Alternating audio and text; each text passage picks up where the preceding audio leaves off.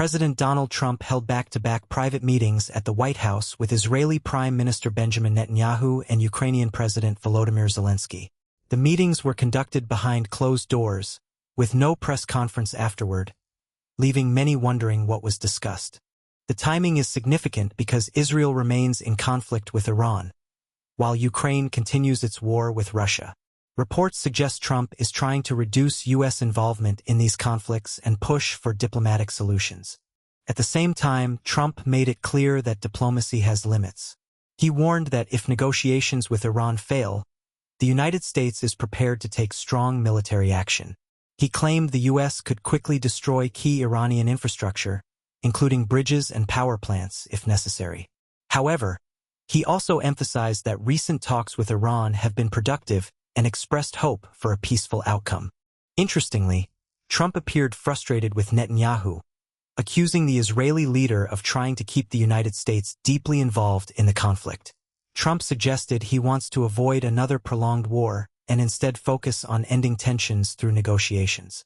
According to reports, a proposal to restart U.S.-Iran negotiations is close to completion, with countries such as Pakistan, Egypt, Qatar, and Oman helping mediate the discussions. The Trump administration reportedly believes that maintaining economic sanctions may be more effective than launching military strikes, as Iran is already facing severe financial pressure, fuel shortages, and difficulties funding its regional allies. But just hours after Trump's meetings concluded, the situation changed dramatically. Iran launched multiple ballistic missiles toward a U.S. military base in Jordan. According to U.S. Central Command, all incoming missiles were successfully intercepted, and there were initially no reports of casualties or major damage. This marked Iran's first direct ballistic missile attack on a U.S. base since Trump paused military operations in favor of diplomacy.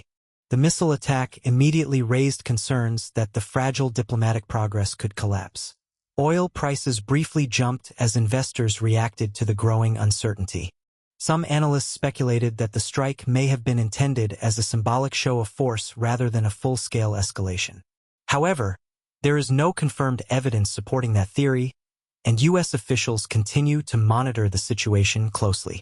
Despite the attack, the White House described Trump's meetings with Netanyahu and Zelensky as positive and productive. The administration now faces a critical decision: continue pursuing diplomacy or respond with military action if tensions continue to rise. The overall message is clear. The Middle East remains highly unstable, and a single incident could quickly escalate into a much larger conflict.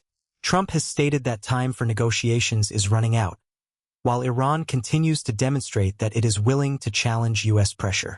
For now, the world is watching closely to see whether diplomacy can prevent another major war, or whether both sides are heading toward a more dangerous confrontation. Thanks for watching. If you found this summary helpful, don't forget to like, subscribe, and stay tuned for more updates on global events.